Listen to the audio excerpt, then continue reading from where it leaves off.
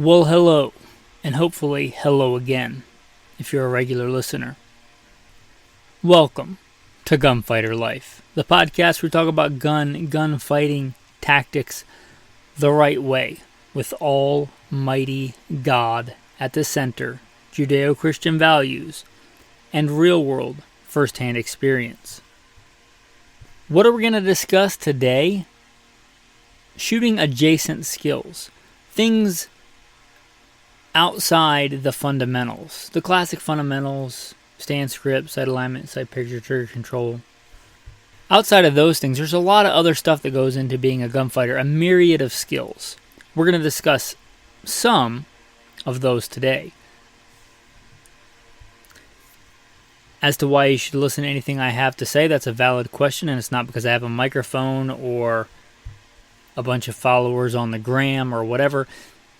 So to establish some bona fides, I put in the bio. While you're listening to that or reaching down to fast forward it, I hope you like, subscribe, and leave a review of the podcast. I'll roll into a quick abbreviated bio and then into the main topic. First and foremost, I am a Christian. I don't apologize for that. God is number one in my life. I grew up hunting and fishing in the backwoods of the southeastern United States at a very early age. Some of my earliest memories are with firearms. I joined the Marine Corps at 17, did a couple of combat tours in Iraq. By God's grace, He got me through that safely.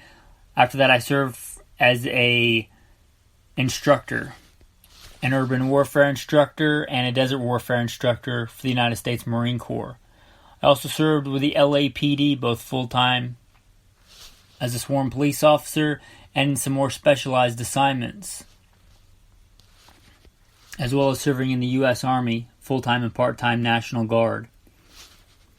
I've been a F.B.I. firearms instructor, still am an F.B.I. firearms instructor, have been for a lot of years, also N.R.A. certified and some other three-letter government agency certified.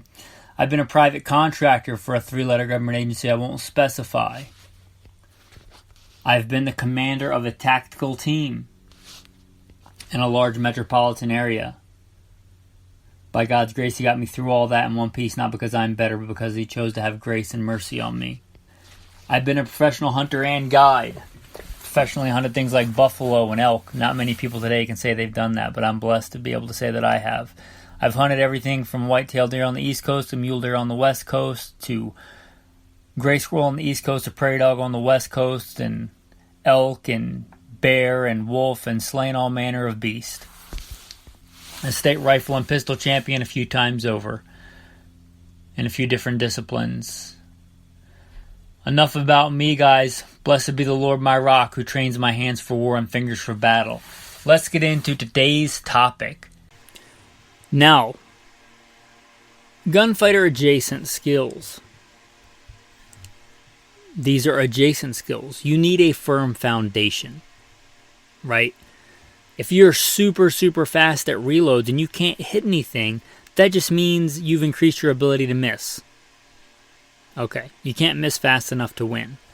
So the fact that you can do a sub 1 second reload from your belt doesn't really matter if you can't hit your target in the first place.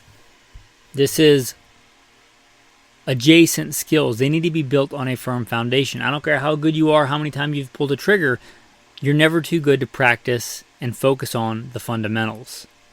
Okay, with that out of the way, there are a lot of other things that go into gunfighting aside from just the fundamentals of marksmanship. I've said before that gunfighting is a thinking man's game, at least if you want to survive. It's like 4D chess where you play for keeps.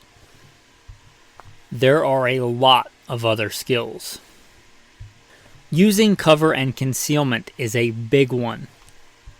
If I'm facing off against an adversary, do I want them to be able to shoot at my entire body, or do I want them to only be able to see my shooting eyeball and maybe my hand and the gun? Probably the second one. So that's probably what I should do. Cover and concealment. I know I've done a whole episode you might refer to if you look up cover and concealment in the podcast. But the ability to use cover and concealment is a very important adjacent skill. Now, again, if you're great at using cover and concealment and you can't hit your target, I don't want to hound on that too much, but you get the idea. But using cover and concealment, knowing the difference between the two, and it's not as black and white as one might think. Cover and concealment can kind of be a fluid thing. And in lieu of cover or concealment, another big thing to not get shot is movement. Movement is absolutely a gunfighter skill. What is easier to hit? A stationary target or a moving target? Okay, do you want to get shot? Well, then probably be a moving target, right? Right? The ability to shoot while moving, the ability to shoot and then move and then shoot, or put it all together. The ability to shoot, move while shooting, and then shoot again. If you only ever train at a flat range where you stand there and hit a little button on the wall and go bzzz and push the target out, and you stand square in pretty standard lighting conditions, and you're stationary and the target's stationary, okay, again, that's the foundation. But probably both you and your adversary are not going to want to get shot. So movement is key. He's probably not going to want to get shot. So guess what he's probably going to do? Move. So guess what you should probably practice? Shooting at a moving target. You, likewise, are probably not going to want to get shot. So if you're getting shot at, what should you probably do? Move. Move and then shoot back, shoot and then move, or start moving to cover while shooting. Any one of those is generally preferable than just standing there, like a B-27. Just giving him a nice silhouette and just standing there. Movement, that is a skill. A valuable skill for a gunfighter. A big one, we touched on it on the indoor range with your lighting conditions.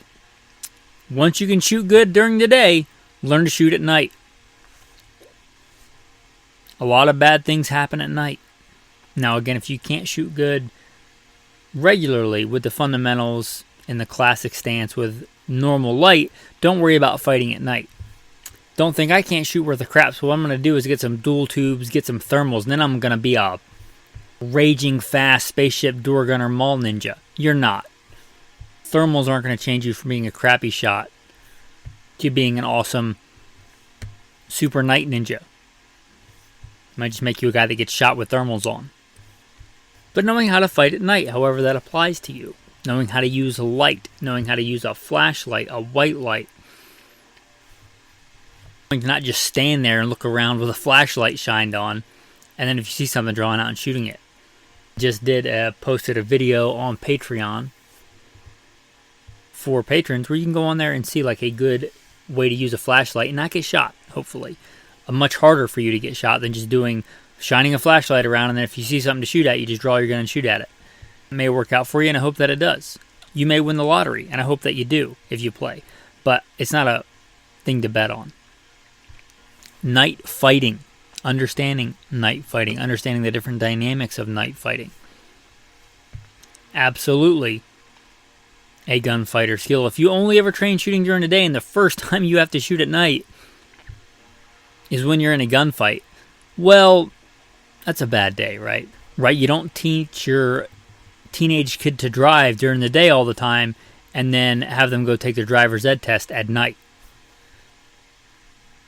Now, I doubt you could get a driver's ed test done at night, but you get the idea. That would be setting them up for failure. Don't set yourself up for failure by only shooting during the daytime, and then the first time you got to shoot at night is when there's 3 dudes standing behind you at the ATM with a knife, a handgun, and a crowbar saying, "Give me all your money." Probably not the time to learn how to shoot at night.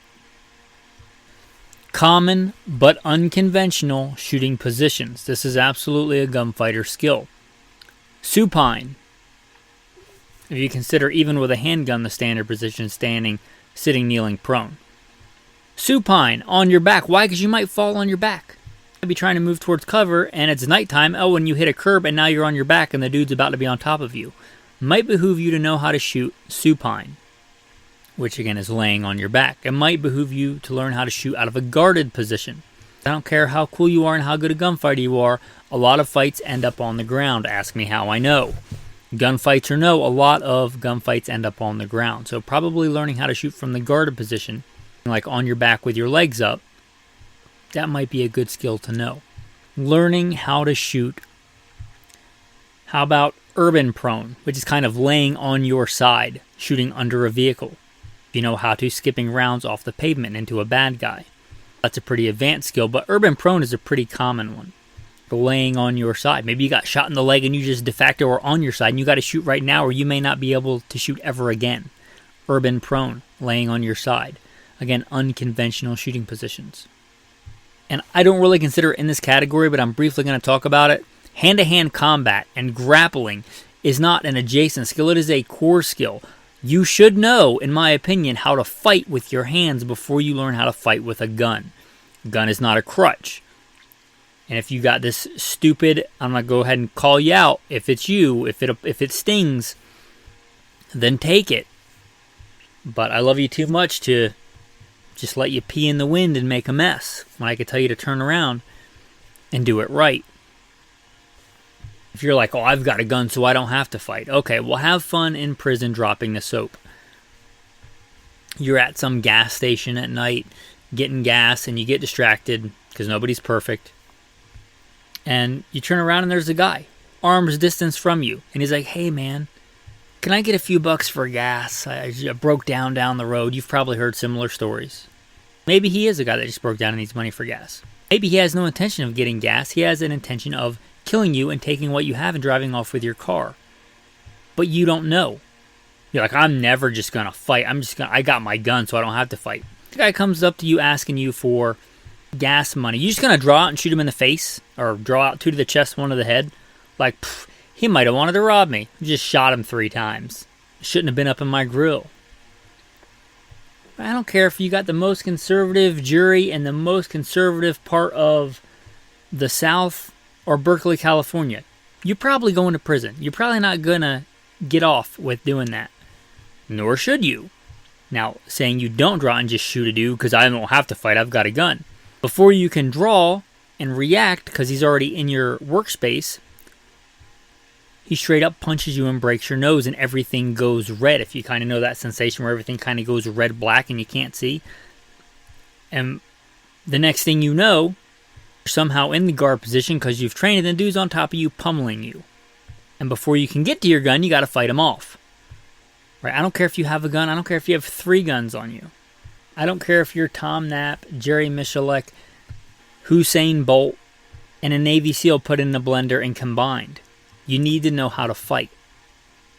So that is a gunfighter skill, but that's a core skill. Again, I think you should know how to fight with your hands before you learn how to fight with a gun. Because unless you're a paraplegic, you always have your hands.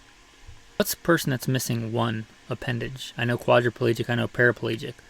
Unless you're a unoplegic, no disrespect, you probably have your hands. So you're always going to have that to fight with. Learning how to fight is a core skill. But don't think just because you have a gun, you're not going to have to fight. Cops carry guns all the time. And I was a cop for quite a while. Regular assignments, more specialized assignments. Ask any cop that you know, any street cop, how many hand-to-hand fights they get in versus how many gun fights they get in. The ratio won't even be close. You need to know how to fight with your hands. Now, a big one, I think every grown man should have this skill, but especially if you are going to be a gunfighter. If you are ready and prepared to be that good shepherd and use deadly force when it's necessary, because that's shepherds use deadly force, right? Familiar with shepherds? You've ever been in a primitive society and she's seen like Bedouins and stuff? When they have to, they use deadly force to defend the flock. Be a good shepherd until the chief shepherd appears. If you are willing to stand at the door and face evil to protect others, you might get hurt. Others might get hurt. Medical is important. And I would consider this a skill every man should know, but especially if you're a gunfighter. you need to know medical, basic emergency medical. I would recommend TCCC. I've had TCCC. The civilians have a pretty much the same thing, but it's a different acronym. I don't know. TCCC stands for Tactical Combat Casualty Care. They just made it 4C, Civilian Combat Casualty Care. I don't know. There's something you can get very similar, very tangential to TCCC as a civilian. It's really good for combat medicine. Now, you don't have to know how to do an IV drip. You don't have to know how to do a blood transfusion. You don't have to know what medications interact with other medications. I'm talking about down and dirty emergency medicine, especially bleeding out, sucking chest wounds, things like that. If you want to learn more than that, that's great, especially for like grid down scenario times. But hardcore, down and dirty, right now, life-saving techniques. How to properly apply a tourniquet. Knowing what a sucking chest wound is, what it sounds like, what it looks like, what to do. Maybe you, maybe a buddy, may have been a bystander that the guy shot when he was trying to hit you, and now the gunfight's over, and there's some kid that's been shot. You should probably know how to take care of that. Medical is important. If it was not number one and primarily by the grace of God, I would not be here. If it wasn't for some pretty severe medical intervention, I would not be here either, because I have been shot. And I am still here, by the grace of God, to tell you that emergency medical stuff is important. I've had to deal with another one of my guys getting shot, and I hope you never need it in that dire of a circumstance. But again, I care about you too much. Learn some emergency medical stuff. The whole reason you're getting in the gunfight is to preserve life. It doesn't really make sense to not know how to take care of somebody that's been shot, right? Whether or not it's you. Not to mention all the other things you need it for, like car accidents and things like that. But if you're going to be a gunfighter especially, emergency medicine. I did an episode, the March algorithm. That's an important acronym to know. The March, the M stands for massive bleeding. But you might look that one up, emergency medicine March algorithm. But that is absolutely a gunfighting adjacent skill. Now, less in the now, less intense than throwing on a tourniquet before somebody bleeds out. Let's wax academic here. If you are working as a private security contractor, you may or may not have the liberty. If you're working as a cop, probably somebody else is doing it for you. If you're in the military, the decision's already been made by some bureaucratic machine. But if you're an armed civilian, you fancy yourself a well-regulated general militia, which I think it's Article 19, defines as any able-bodied male between somewhere in the teens and like in the 60s. You consider yourself in that category, you probably should learn a little bit about ballistics, both internal, external, and terminal. As in, like, how does my gun zero work? Bullets do not travel in a straight line. Right? There's a little thing called gravity. It makes your bullet go in an arc. Just because your gun hits where it's zeroed, hopefully it's properly zeroed. And I would call that a core skill. But knowing how far above or below that it shoots at certain distances. A real key one that comes up a lot, and you guys, if you listen to the bio, I've been an urban warfare instructor for the Marine Corps. I've taught for some pretty heavy hitters in the industry. One of the common things you see in modern gunfighting with the AR-15 and anything with that buffer tube style stock, the sights are ridiculously high above the bore. One of the things I don't like about the rifle. Now, I do like the AR-15. It is the de facto fighting carbine of our time, but it's not without its foibles. It's not without its idiosyncrasies. One of the things that is an issue is that the height over bore, the distance of the optics or the iron sights are so much higher than they would be on most other platforms, like a shotgun or predecessors like the M14, the M1 Garand. Those sights are so high. So if you're always in the aim exactly for what I want to hit, especially if you're talking about room clearing and CQB type stuff, you absolutely should not be aiming for what you want to hit. You should be aiming somewhere else. You need to know that and be able to process that under stress. Training is important, right? But that goes into the external ballistics. Terminal ballistics. Again, if somebody else is making the ammo choice for you, and if you're crippled by having to carry green tip M855, that is what it is. But if you have any liberty to choose a better ammunition, it might behoove you to know what to look for in different characteristics. This is not the episode to get crazy nerdy on that, but knowing what kind of target you're likely to encounter, and nobody sees the future, but what you're likely to encounter, what ammunition would perform well, what's the difference between this ammo and this ammo, this grain weight and this grain weight. In this situation, does it favor lower grain weight, a higher velocity, or the inverse of that? Understanding of basic ballistics. Again, it's a little bit of an academic skill, but you absolutely should, if your life depends on it, have a working knowledge of that. Another skill. This is outside of the gunfighting itself, outside the excitement. Pre-combat inspections. What they call it in the military. You don't have to call it that, but you should do it. Again, if you're part of that armed citizenry, part of that well-regulated general militia, which should be pretty much every able-bodied male that doesn't have any kind of psychological issues, I think should be ready to stand up and fight, unless they have some objection to it. Don't let Orwellian newspeak stop you from using the term militia. If somebody doesn't like it, that's their problem. There's nothing wrong with the word. It comes from my last name, militia, M-I-L-I-T-I-A. My last name, Milito, M-I-L-I-T-O. Latin root word for militia, military, and soldier. That's what my name means. Pretty fitting. Very blessed man. Don't let Orwellian newspeak stop you from using words when there's nothing wrong with the word itself. If you fancy yourself part of a well-regulated militia, pre-combat inspections or pre-gunfight inspections, whatever. But checking your gear. And I'm guilty of this. I've done it before. That's why I'm telling you about it. Like, let's use a hunting scenario. I've gone out and gone hunting and not seen anything, and at the end of the day gone to unload my rifle, and guess what? It wasn't loaded. So even if I'd have seen the biggest world record deer, which I'm not generally a antler hunter, but if I'd have seen a huge, beautiful buck, I would have gotten a click instead of a bang, and I would have learned my lesson the harder way. But I wouldn't have been shot in the face. That's a way bigger problem. Guess what would have solved that? Pre-combat inspection. It's generally something that I'll do on my gear, my EDC gear. I generally know the condition of my fighting rifle, of my go-to truck gun. But don't just assume. Do a pre-combat inspection. Do a press check. Right? Press check is a gunfighter adjacent skill. Administrative loading and unloading. Do you know the condition of your weapon? Not, I think I know the condition of my weapon.